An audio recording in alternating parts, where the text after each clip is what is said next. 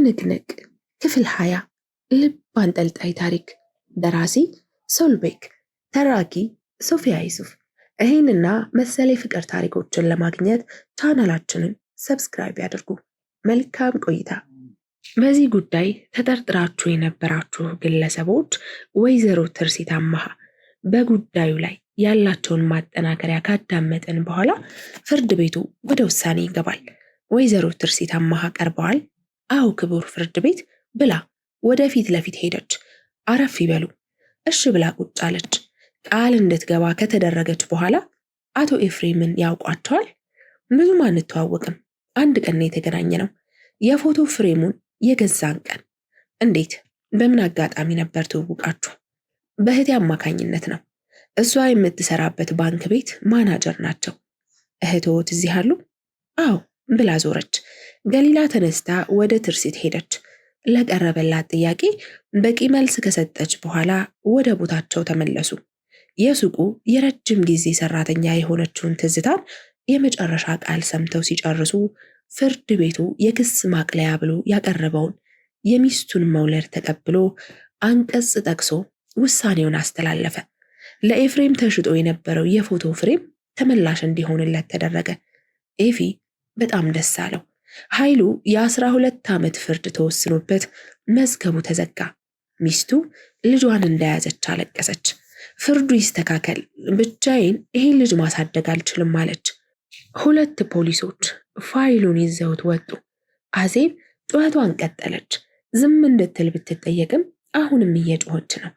አንደኛው ፖሊስ መጥቶ እንድትወጣ አደረጋት። ውጭ ላይ ቆማ በዝምታ አነባች። ሚኪ አሁንም እዛው ሆቴል ውስጥ ነው። ነገሮች የት ድረስ እንደሰፉ ለመረዳት ስልኩን ከፈተ። ዳታ አብርቶ ፌስቡክ ሲመለከት ወሬው ሁሉ ስለሱ ነው። ደነገጠ። ወዲያው ስራ አስኪያጁ አቶ ዮናስ ደወለ። ውይ ብሽቅ የሆንክ ሰውዬ ተፋታኝ፣ ተውኝ በቃ ምን ቀረህ ብሎ ጮኸ። ስልኩ እስኪዘጋ ጠብቆ ወዲያው ኢሜል ከፈተ። ከባለቤቱ የተላከ የድምፅ መልእክት ተመለከተ። ምን ልትለው እንደምትችል አስቦ ልቡ ፈራ። እንደምንም ከፍቶ አዳመጠው። ለፍቺ መዘጋጀቷን የሚገልጽ መልእክት ነበር። እያለቀሰች እንዳዘነችበት ነገረችው። እጁን ለመንግስት እንዲሰጥና መሸሸግ ምንም እንደማይጠቅምም አብራርታ በሚያባብል ንግግር ገለጸችለት። ሚኪ ዝም አለ። በማልቀስ ብዛት አይኑ አብጧል። ከህፃን ልጅ እጅ ላይ ዳቦ እንደነጠቁት ህፃን ነው የሚመስለው። ከህግ መሸሽም ይሁን ማምለጥ አይፈልግም። ለሙያው ያለኝን ፍቅር የገለጽኩበት ትንሽ መስዋዕትነት ነች ብሎ ብድግ አለ። ዛሬ ሹፌር አላስፈለገውም። ክራንቹን በሁለቱም እጆቹ ይዞ ከክፍሉ ወጣ። የሆቴሉ በር ላይ ሲደርስ ዋና ሳጅን አቶ ፋሚ ከድርን ፊት ለፊት ተመለከተው። ቀጥ ብሎ ቆመ። ፋሚ ወዴት እየሄድክ ነው? አቶ ኤርሚያስ ወደ አንተ ጋር እየመጣሁ ነው። በጣም ጥሩ አድርገሃል። ታማኝነትህን ብጠራጠርም ራስህን አሳልፈህ ልትሰጥ ከሆነ ስራችንም ቅጣትህም ይቀላል በሉ ብሎ በግራና በቀኝ ለቆሙት ፖሊሶች ምልክት ሰጣቸው። ፈጠን ብለው ሄደው በግራና በቀኝ በኩል ያዙት። ውጭው ላይ በቆመው የፖሊስ መኪና ሊጭኑት ሲል ከወደ ጥግ የቆመ አንድ ሰው ተመለከተ። ሹፌሩ ነበር። ቆም ብሎ ለደቂቃዎች ሲመለከተው ቆይቶ ወደ መኪናው ገባ። ሹፌሩ በአፍረተ አንገቱን ደፋ። ገነት አንድ ጥሩ ዜና ከአሰሪዎቿ ሰማች። በጣም ነበር ደስ ያላት። ለ4 ወር ወደ እንግሊዝ ሊሄዱ እንደሆነና ከፈለገች አብራቸው እንድትሄድ ካልሆነ ደግሞ ቤተሰቦቿን ለመጠየቅ እንድትሄድ ምርጫ ቀረቡላት። ገነት የገሊላን ቤትና የንግድ ማዕከል ሲመረቅ መገኘት ፈልጋለች። ገሊላ በእነ አቦጊዳ ጉዳይ ምርቃቱን ልታራዝመው እንዳሰበች አጫውታት ነበር። እድሉን ተጠቅማ የደስታው ተካፋይ ለመሆን ከ4 ወሩ ላይ 2 ወር ጨምረው 6 ወር እንዲያደርጉላት ጠይቃ ተፈቀደላት። ይህንን ዜና ለማብሰር ገሊላ ጋር ደወለች። ወይ ገንዬ እንዴት ነሽልኝ? አለሁልሽ፣ እንዴት ናችሁ? አለች እየሳቀች። እንዴ ምን ተገኝቶ ነው እንደዚህ ጥርስ በጥርስ ይሆንሽው? ጥሩ ዜና አለኝ። እኔ አላምንም። ምን በእናትሽ ብላ አጠገቧ ያለው ባለ 3 እግር መቀመጫ ላይ ተቀመጠች። ልመጣ ነው። ምን ልመጣ ነው ማለት? እንዴት? የት? ማለቴ ለምን? እናንተን ለመጠየቅ ነው። በዛውም ሱቅሽን እንመርቃለን። ገሊላ ተነስታ ዘለለች። እና መቼ ነው? ከሁለት ሳምንት በኋላ እመጣለሁ። እሺ በቃ እኔም ጊዜውን አራዝሜው ነበር እና ቦጊዳም ከ6 ወር በኋላ ይመጣሉ። ስለዚህ ያኔ ማድረግ እችላለሁ ማለት ነው? አዎ። ትርሲት የለችም እንዴ? እሷ እኮ ከታደሰ ጋር አብራ ታስራለች። አንድ አልጋ ላይ አብራኝ ትተኛ እንጂ ሁሉም ነገሯ ያለው እሱ ጋር ነው። ዛሬም በጠዋቱ ማዕድ ቋጥራ ይዛ ሄዳለች። ተያይ ሲሏት የማትሰማ ሰው ናት። ምንም ማድረግ አይቻልም። በቃ እሺ፣ በኋላ እደውላለሁ። እሺ፣ በጣም ጥሩ ዜና ነው የነገርሽኝ። ቻው ተባብለው ስልኩ ተዘጋ። ቢኒ ከመለስ ጋር የጠበቀ ጓደኝነት ጀምረዋል። ሞገስ ብዙ ጊዜ በትምህርት ቢዚ ስለሚሆን ለብቻቸው ይገናኛሉ። ዛሬ ግን በሞገስ እህት ጉዳይ ሊወያዩ ተቀጣጥረዋል። ሆቴላቸው ዛሬ ምሽት ይመረቃል። ሞገስን ከእህቱ ጋር እርቅ እንዲያደርግ ምሽት ላይ ይዘውት ለመሄድ ተነጋገሩ። ቢኒ ስራ ስለሌለው መጥሪያ ባይደርሳቸውም በመለስ ጋባዥነት ቤቱን እንደሚመርቁላት ቃል ገባላት። ሰዓቱንና የሚገናኙበትን ቦታ ወስነው ተለያዩ። የብሌን የዳንስ ትምህርት ቤቷ ሊመረቅ አዳራሹ በጣም በሚያምር መልኩ ዲኮር ተደርጓል። የተለያዩ የሙዚቃ መሳሪያዎች ከነተጫዋቾቻቸው ከቦታቸው ተሰይመዋል። ኤፊ ብሌንን ለማስደሰት በጠዋቱ ፀጉር ቤት ሄዶ ጥሩ ቁርጥ ተቆርጧል። ጥቁር ሱፍ በነጭ ሸሚዝ ለብሶ ወደ መኪናው አመራ። የላይፍ ስታይል ተማሪዎች በባህል ልብሳቸው ደምቀዋል። ከፊት ለፊት በተዘጋጀላቸው መቀመጫ ወንበር ላይ ተደርድረው ተቀምጠዋል። አሰልጣኙ ከመሃላቸው ሰማያዊ ሱፍ በነጭ ሸሚዝ አድርጎ ቁጭ ብሏል። ሱፍም ይሁን ከረባት ማድረግ አይወድም። ብሌንን ቅር እንዳይላት ብሎ እንደምንም ለመዘነጥ ጥረት አድርጓል። ተማሪዎቹ በሱፍ አይተውት ስለማያውቁ አድናቆት አበዙበት። ለስለስ ያለ ክላሲካል ተከፍቷል። ሰው ቀስ በቀስ ወደ አዳራሹ ይጎርፋል። ብሌን ቀይ ረጅም ቀሚስ በነጭ ጫማ አድርጋለች። ቁመቷ ረጅም የምትባል ባትሆንም ያደረገችው ጫማ ከፍ አድርጓታል። ፀጉሯን ተሰርታ ወደ ታች ለቀዋለች። ከነበራት ውበት ላይ ሌላ ውበት የሚጨምርላትን ነገሮች ተጠቅማ በጣም አምሮባታል። ማታ ቁጭ ብላ ዛሬ ስለምታደርገው ንግግር ስትጽፍ ነበር። ሁሉም ዝግጅቷ ላይ ተገኝተዋል። ሚኪ ግን የ8 ዓመት ከ6 ወር እስር ተፈርዶበት በእስር ላይ ይገኛል። ማንም ሰው ደውሎ እንዲያገኘውም ይሁን ሄዶ እንዲጠይቁት አይፈልግም። ብሌን ከአንድም 2-3 ቀን ከኤፊ ጋር ለመጠየቅ ስትሄድ ሳያናግራቸው ተመለሱ። ቢኖር ደስ ይላት ነበር፣ ግን አልሆነም። የተጠሩበት ሰዓት ሲደርስ በመድረኩ መሪው ጋባዥነት ለመክፈቻ ንግግር ወደ መድረኩ ወጣች። ሁሉም በጭብጨባ ተቀበሏት። ቀሚሷ ጠልፎ እንዳይጥላት በእጆቿ ሰብሰብ አድርጋ ይዛ ማይኩን ተቀበለች። ሰላም፣ እንዴት አመሻችሁ ብላ ፈገግ አለች። በድጋሚ አጨበጨቡ። በእጇ ላይ አጠፍ አድርጋ የያዘችው ወረቀት ፈታችና ፊት ለፊቷ ያለው ጠረጴዛ ላይ ዘረጋችው። ኤፊ መኪና ውስጥ ሆኖ የታምራት ደስታን አልሄድም የሚለውን ሙዚቃ እያዳመጠ ትርሲትን ማሰላሰል ቀጠለ። የእሱ እንደማትሆን እርግጠኛ የሆነችውን አንዲትን ሴት እድሜ ልኩን ሲያፈቅር ሊኖር እንደሚችል ሲያስበው ዘገነነው። ታሜን በጣም ነው የሚወደው። መኪና ውስጥ ብዙ ጊዜ ከፍቶ እያንጎራጎረ ይሄዳል። አልሄድም ግን ትርሲትን በድያታለሁ፣ አስከፍቻታለሁ ብሎ ያስባል።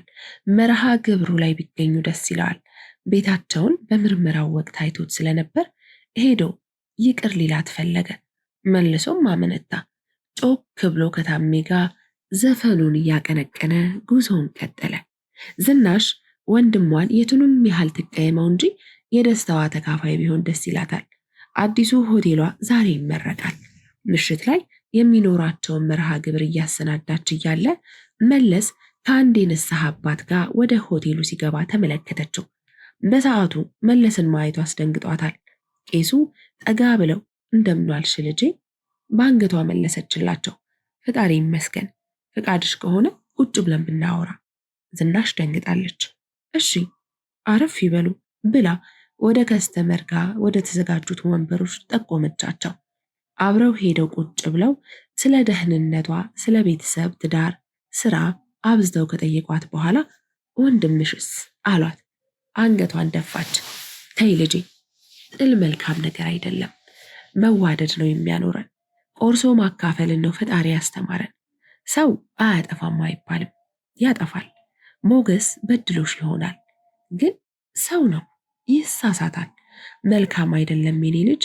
መለስ ሁሉንም ነገር ነግሮኛል። የዚህን ያህል የሚያዘጋጋ ነገር አይደለም። ደግሞ ሞገስ ስጋሽ ነው። ወንድምሽ አንቺን መጠበቅ መንከባከብ እንጂ እንድትጎጅበት አይፈልግም። ያለፈው አልፏል። የሞተችው እህታችሁ ነፍሷ በሰላም ታርፍ ዘንድ እርቅ ፍጠሩ አሏት። ዝናሽ ውስጧ ደስ ተሰኝቷል። ደፍራ ማናገር ከብዷት ነው እንጂ ወንድሟን አፍቋታል። ቀና ስትል እንባዋ ጉንጮቿን አርጥበውታል። አታልቅሽ የኔ ልጅ ብለው እቅፍ አደረጓት።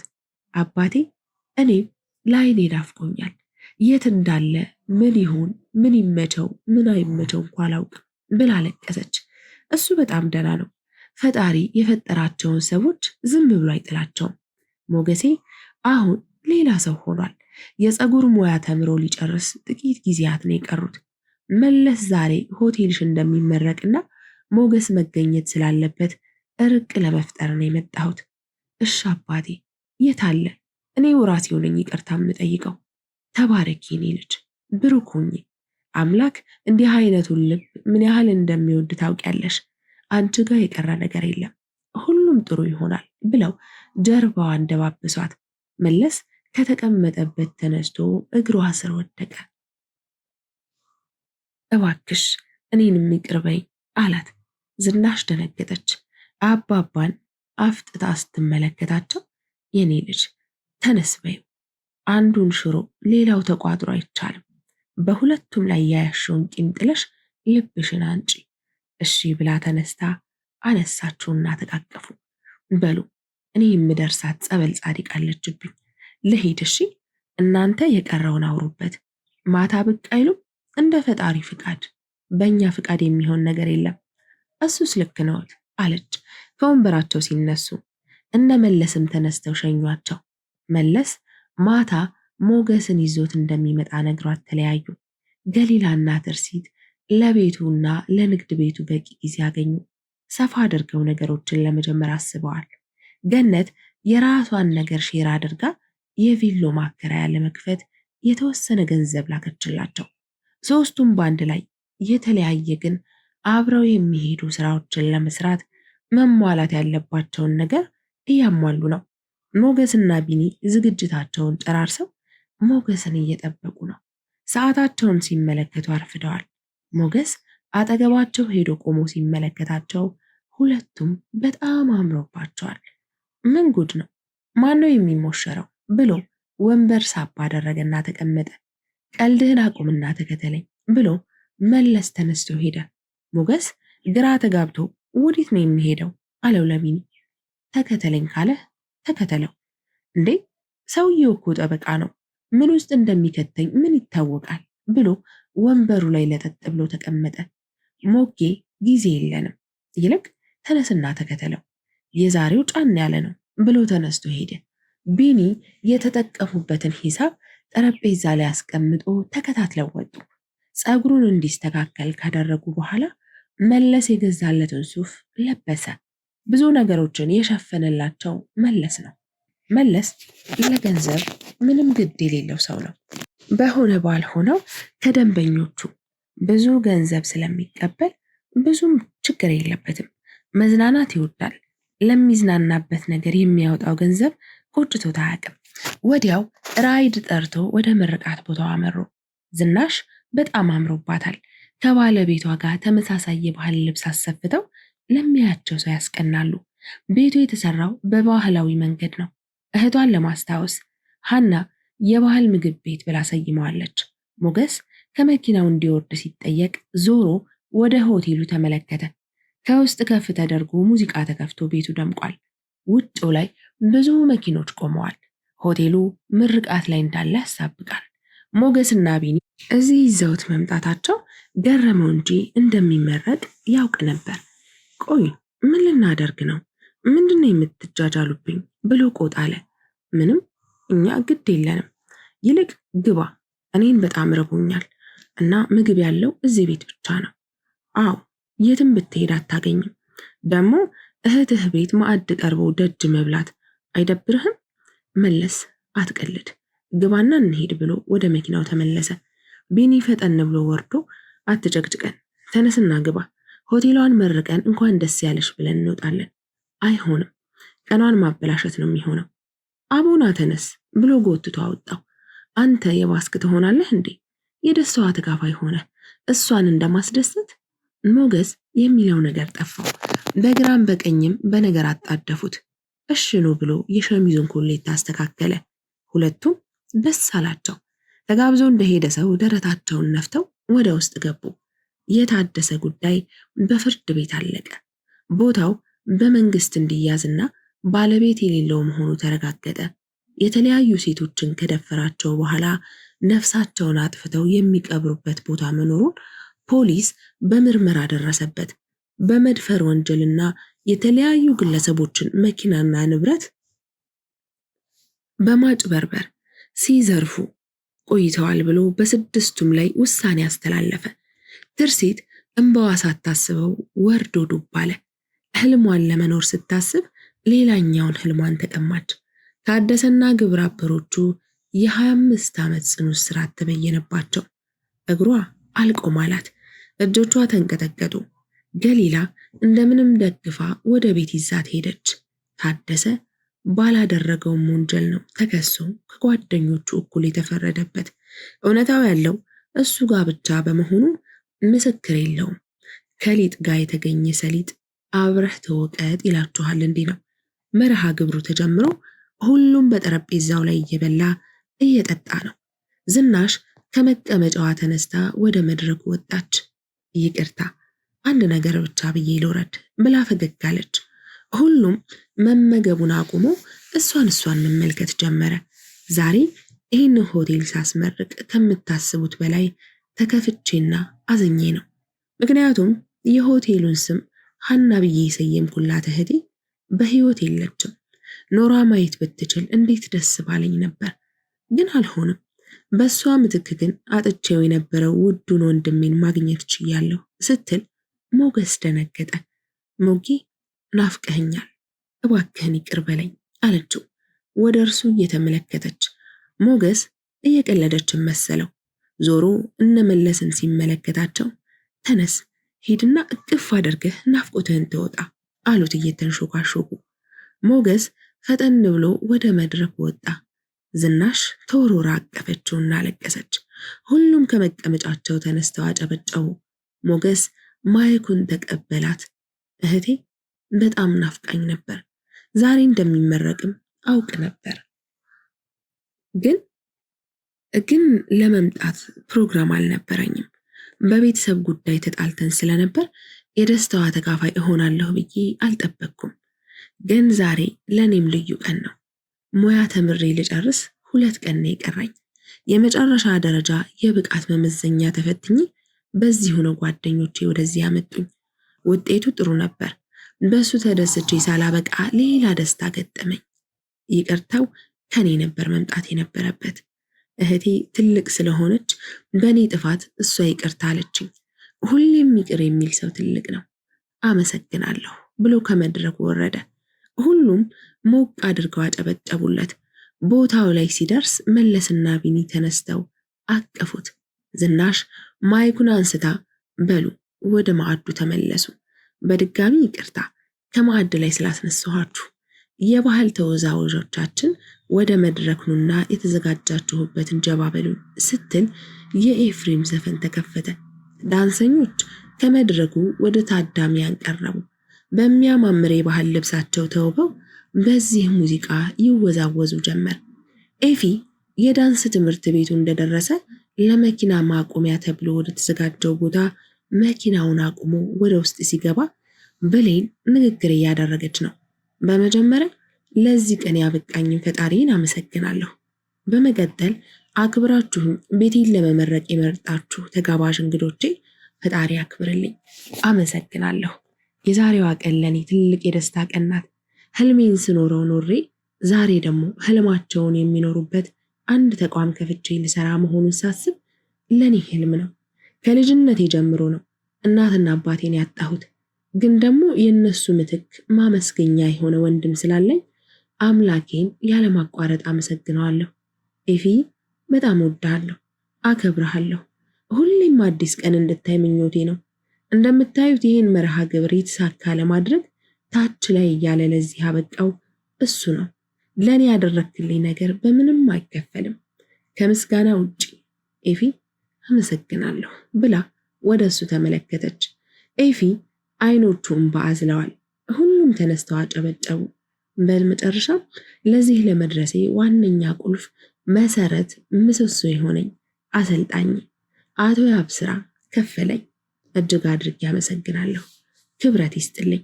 ዛሬ የሁላችንም የደስታ ቀን ነው። ግን እኔን አንድ ነገር አሳዝኖኛል። እሱም አጎቴ አቶ ሚኪያስ አሁን ላይ በዚህ ቦታ የለም። የዚህ ቤት ባለቤት እሱ ነው። ለሰርጌ በሰጠኝ ብር ነው አሁን የምትመለከቱትን ትምህርት ቤት የተገነባው። ሚኪ መልካም ሰው ነው። በማህበራዊ ድህረ ገጽም ለመግለጽ እንደሞከርኩት ሚኪ ፈልጎት ያደረገው ነገር ሳይሆን ለሚወደው ጥበብ፣ ለሚወደው ስራ የከፈለው ትንሽ መስዋዕትነት ነው። እኔ በሱ ኮራሁ እንጂ አላፈርኩም። አርአያ የሚሆን ሰው እንጂ ተራ ወንጀለኛ አይደለም። አሁን ላይ ያለንበት ዓለም የከፋ ነው።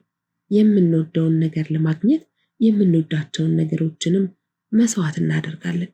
ብዙ ነገሮችን ወደ ኋላ ጥለን መኖር አለብን። ህልም እንሰጣለን። ሚኪ ያደረገው ይሄንን ነው። አሁን ላይ ብዙ ነገሮችን አጥቷል። ቤቱን፣ ንብረቱን፣ ከምንም በላይ ትዳሩን፣ ልጆቹን። ከባድ ነው። ግን ወደ ኋላ ዞራችሁ ስታስቡት ሚኪ ህልሙን ኖሯል። ጋዜጠኛ መሆን ይመኝ ነበር፣ ሆነና አለፈ።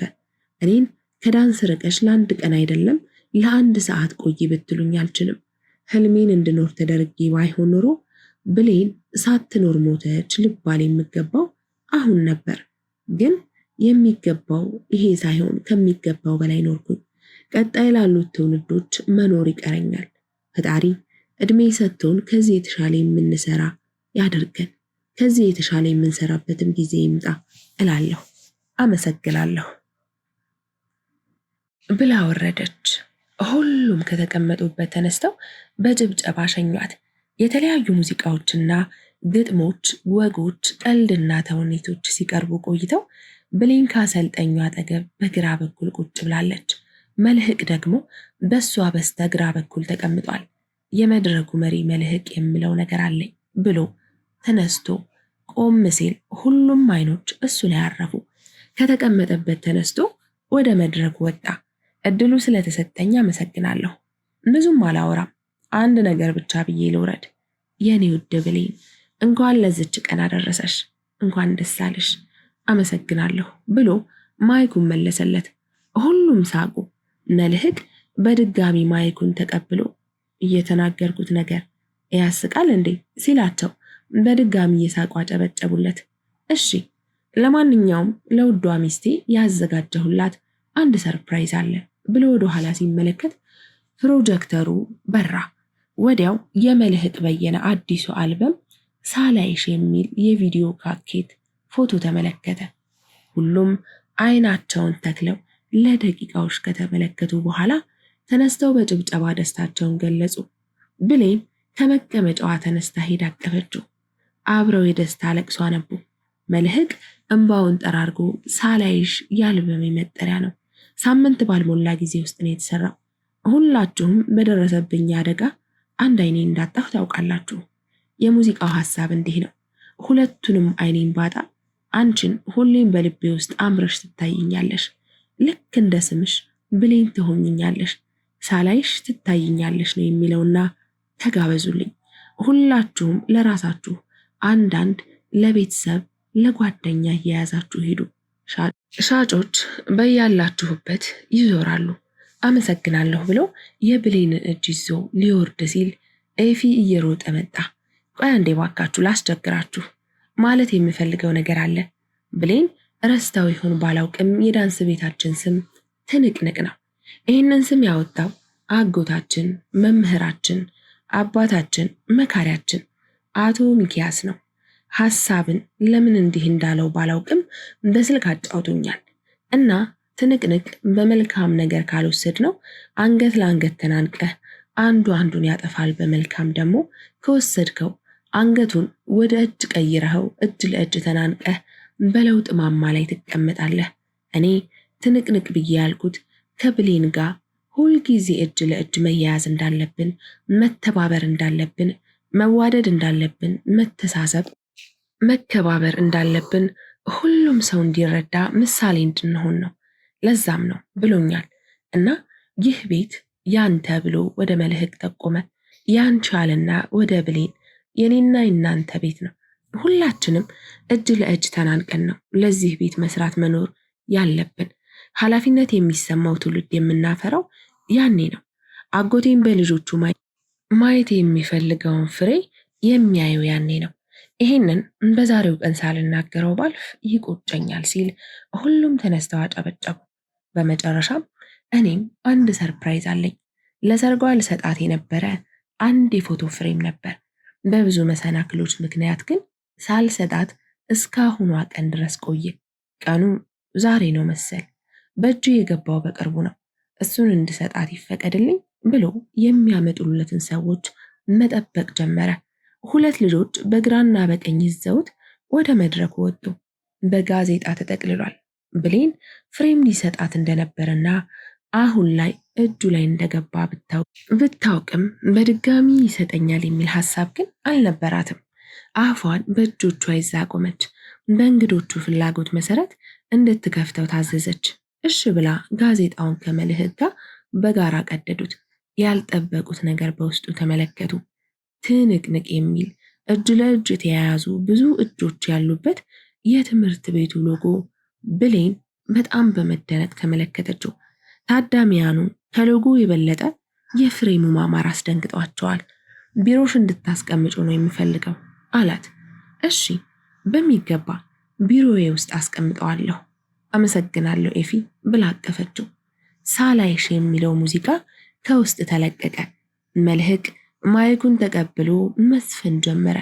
የላይፍ ስታይል የዳንስ ትምህርት ቤት ተማሪዎች ከመቀመጫቸው ተነስተው ወደ መድረኩ ወጡ። ሲዘጋጅበት እንደከረመ ሰው ሁሉም መድረኩ ላይ በየቦታቸው ቆመው መወዛወዝ ቀጠሉ። ኤፊና ብሌንም መሃላቸው ገብተው መወዛወዝ ጀመሩ።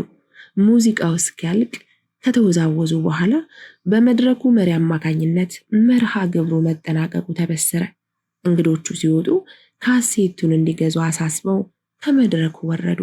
ሁሉም በነበረው መርሃ ግብር ተደስቶ እያመሰገኑ መውጣት ቀጠሉ።